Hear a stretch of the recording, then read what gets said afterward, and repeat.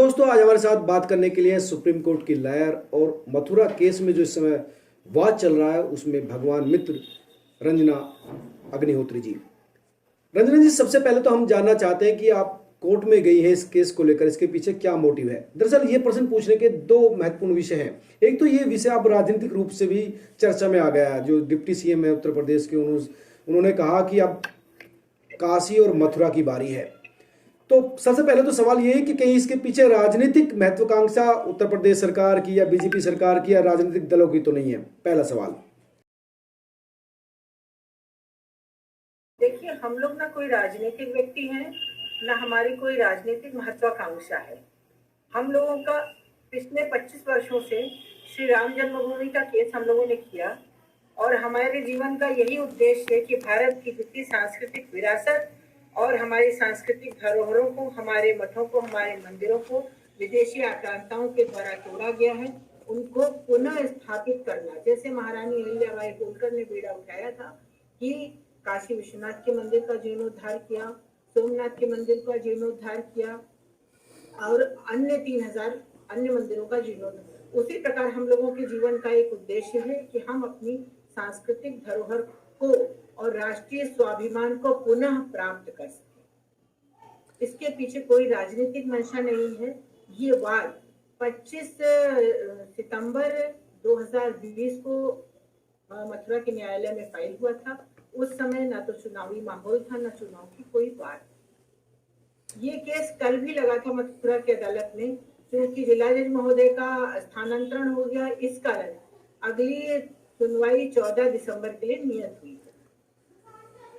ये वर्तमान स्थिति का, लेकिन जो महत्वपूर्ण विषय है, देखिए आप सीनियर एडवोकेट हैं और सबसे महत्वपूर्ण है कि आप कानून सम्मत, धार्मिक आस्था आपके अपनी तरफ है, आप हिंदू हैं, ठीक है, लेकिन कानून जो इस देश का है, उस कानून 1991 का जो प्लेसेज ऑफ वर्सेज एक्ट है, उसके तहत सिर्फ अयोध्या मामले को छोड़कर दूसरे जो मामले हैं उनको कोर्ट में नहीं लाया जा सकता। यथास्थिति रहेगी जो 1947 जब देश आजाद हुआ था उसके अनुसार।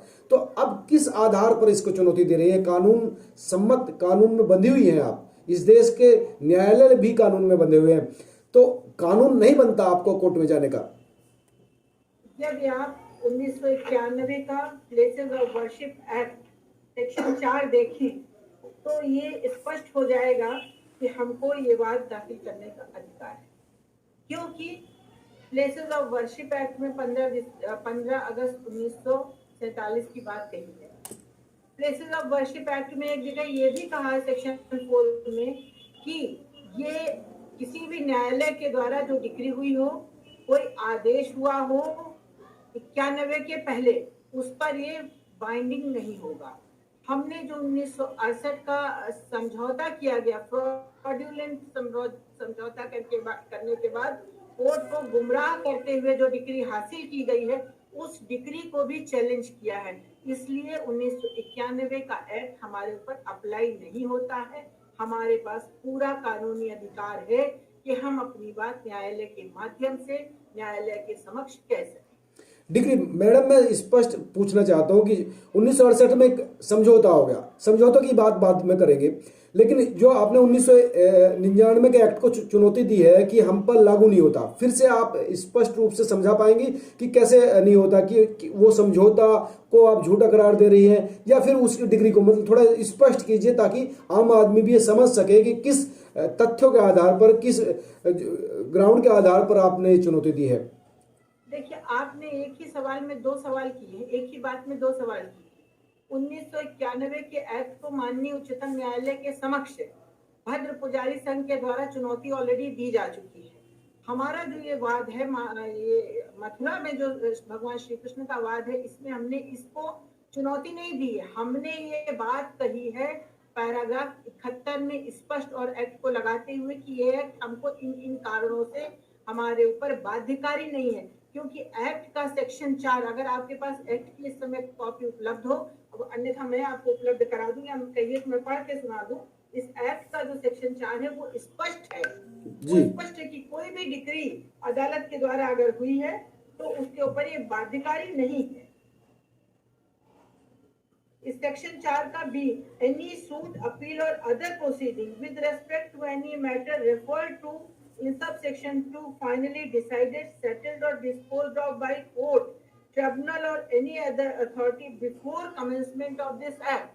इस एक्ट के बनने के पहले अगर कोई भी डिक्री किसी अदालत के द्वारा किसी अपील में या सूट में फाइल हुई है तो उसके ऊपर ये बाइंडिंग नहीं है। वो डिक्री, जिस डिक्री को हम कह रहे हैं, वो 1968 की डिक्री है और ये एक्ट बना है 1991 में। तो इस एक्ट की जो कट ऑफ डेट होगी वो 1991 या उसके बाद की जो डिक्री होंगी उसके ऊपर तो अप्लाई करेगा। 68 में जो डिक्री ली गई है उस पर ये अप्लाई नहीं करे। दूसरी बात ये कि 68 में जो समझौता हुआ, सबसे पहले जो पंडित मदन मोहन मालवीय ने ट्रस्ट बनाया, उस ट्रस्ट का नाम था श्री कृष्ण जन्मभूमि ट्रस्ट जी। अच्छा, उसकी डेट भी हम आपको बताते हैं। पंडित जी ने जो ट्रस्ट बनाया था वो 9 मार्च 1951 में बना था जी। इसका नाम था श्री कृष्ण जन्मभूमि ट्रस्ट। उसके बाद जब उन्होंने जमीन खरीदी है जो वहाँ के जमीन खरीदी गई सन 44 में सेल डीड हुई, इसका ट्रस्ट बना और ट्रस्ट का पर्पज यही था कि वहाँ भव्य कृष्ण मंदिर का निर्माण हो। उसके बाद 1 मई 1958 में श्री कृष्ण जन्म स्थान सेवा संघ बन गया। रजिस्ट्री और प्रॉपर्टी श्री कृष्ण जन्मभूमि ट्रस्ट के पास थी। इन्होंने दूसरा सेवा संघ सन 1958 में बना लिया। सेवा संघ के पास ना तो प्रॉपर्टी थी, ना प्रॉपर्टी के ओनर थे, ना परचेजर थे, ना इनके पास कोई अधिकार था कि ये जो है ईदगाह कमेटी से समझौता करते। तो ये समझौता ही फ्रॉडुलेंटली हुआ है कि जिनके पास ये अधिकार नहीं है, ना ही वो परचेजर है, ना ही उनकी वो प्रॉपर्टी है, उन्होंने समझौता कर लिया और समझौता करने के बाद अपने आप को उन्होंने कहा कृष्ण जन्मभूमि हम ट्रस्ट है और फ्रॉडुलेंटली वो अदालत के अंदर फाइल कर दिया। उस समय कोई बोलने वाला नहीं था। क्या कारण थे, कोई क्यों नहीं बोला, इस परिप्रेक्ष्य में भी हम नहीं जाएंगे। जब न्यायालय में वाद बिंदु गठित होंगे तब इनमें हमें जाना पड़ेगा। तो जब फ्रॉडुलेंटली समझौता हुआ है और फ्रॉड से कोई डिग्री ऑब्टेन कर ली जाती है, तो जब भी सुप्रीम कोर्ट के एक नहीं हजारों जजमेंट है कि फ्रॉड जब भी नॉलेज में आपकी आए तभी भी आप उसको चैलेंज कर सकते हैं। तो ये तथ्य तो उस समय कोर्ट ने भी देखा होगा कि आप किस बिहाफ पर आप कोर्ट में समझौता पत्र लेकर आ रहे हैं, किस बिहाफ पर समझौता ईदगाह के बीच में या फिर जो है कृष्ण जन्म स्थान सेवा संस्थान के बीच में हो रहा है। तो वो मतलब ये तथ्य, मतलब जब उनके पास कागज नहीं थे, ओनरशिप नहीं थी, तो फिर समझौता का ग्राउंड क्या था फिर? देखिए, आजकल भी और पहले भी फ्रॉड करके बहुत सारी डिग्री लोग ले लेते हैं। आज भी रंजना अग्निहोत्री या आपके नाम से कोई आदमी खड़ा हो जाए और पूरे मकान की रोज रजिस्ट्री हो रही है। हमारे साथ खुद ही यही हो चुका है कि मेरे मकान की पूरी रजिस्ट्री हो गई, फ्रॉडुलेंटली लोग खड़े हो जा रहे। तो जब आज ये हो रहा है तो हम ये कैसे न माने कि उस समय नहीं हुआ था। वो जो ट्रस्ट डीड है, वो जो ऑर्डर है, वो जो इनकी रजिस्टर्ड ट्रस्ट डीड है, वो सारी चीजें हमारे सामने रिकॉर्ड पे है, वो हमने अदालत में लगाई हुई है। अब चूंकि इस समय हम आमने सामने नहीं बैठे हैं, गूगल मीट के माध्यम से बैठे हैं, तो एक एक कागज आपको दिखा पाना भी संभव नहीं है। अगर आप कभी सामने आए तो हम आपको सारी चीजें डिटेल से बता पाएंगे। गूगल मीट के माध्यम से हम ना समझा पाएंगे, ना ही आप उसको क्लियरिटी से समझ पाएंगे। अच्छा, कई लोग इसका विरोध भी कर रहे हैं कि शांति भंग करने की कोशिश की जा रही है वहां पर। इस विवाद को जो शांत हो चुका था समझौते के तहत, थोड़ी जमीन अगर ईदगाह के पास है तो दिक्कत क्या है, इसमें शांति से सब काम चल रहा था, तो इसमें फिर विवाद में पड़ने की जरूरत क्या है? देखिए, हम शांति भंग तो तब होती जब हम सड़क पर निकलते हैं, तलवारें लेके नारा तकवी का नारा लगाते। हम तो अपने जो हमारा संवैधानिक अधिकार है उस अधिकार का प्रयोग करते हुए हम तो न्यायालय में आए हैं, अपनी बात कह रहे हैं। मुकदमा हम जीते या हारे, लेकिन हम अपनी बात तो कह रहे हैं कि हमारे साथ फ्रॉड हुआ। एक बात, दूसरी बात है हमारी जो सांस्कृतिक धरोहर है, हमारे जो इष्ट आराध्य के स्थान है, उनको कितना अपमानित किया गया, कितना तोड़ा गया, कितना फोड़ा गया। ठीक है, आपकी बात सत्य है कि विकास का जमाना है, नौकरी लोग ढूंढ रहे हैं, विकास लोग चाहते हैं, लेकिन हमारे जैसे भी कुछ लोग हैं भी भारत में जिन्हें अपनी संस्कृति से प्रेम है, क्योंकि हमारी सीमाएं संस्कृति से बनती हैं। भौगोलिक सीमाओं को अगर हम बढ़ाएंगे तो हम अपनी संस्कृति पर अगर हम गर्व करेंगे, अपनी संस्कृति को बचाने का कार्य करेंगे। हम सिर्फ अपनी संस्कृति को बचा रहे हैं, किसी को तोड़ नहीं रहे हैं, किसी को हम पीड़ा नहीं दे रहे हैं। अब संस्कृति की बात है तो मिलीजुली संस्कृति का देश इस समय भारत है। गंगा जमुनी तहजीब यहाँ पर कहा जाता है, सब धर्म के लोग यहाँ पर मिलकर रहते हैं। तो वहाँ पे भी अगर सब लोगों का धार्मिक आस्था का केंद्र है तो उसमें दिक्कत क्या है? समझौता अगर हो ही चुका है 40 साल पहले इस तरह की चीजें हो। देखिए, गंगा जमनी तो पहली बात तो देख लीजिए कितना अपमानजनक शब्द है कि हमारी यमुना माता को जमुनी कह दिया गया। किसी धर्म के, किसी अन्य धर्म के लोगों के नाम के साथ अगर छेड़छाड़ होगी तो आप जानते हैं सर धड़ से उड़ा दिया जाएगा। हम इसको भी बर्दाश्त करते रहे, भाईचारा निभाते रहे। भाई तो दूसरे लोग हो गए, चारा हम बनते चले गए। तो चूंकि अब आगे भाईचारा निभाने के लिए, भाईचारा अगर निभे तब तो ठीक है, हम चारा न बन जाए, हमारी माँ यमुना को यमुनी ना कहा जाए, लॉर्ड राम को लॉर्ड रामा ना कहा जाए, लॉर्ड कृष्ण को लॉर्ड कृष्णा ना कहा जाए, हमारे देवी देवताओं के नाम बिगाड़े जाएं, तभी हम सुनते रहें।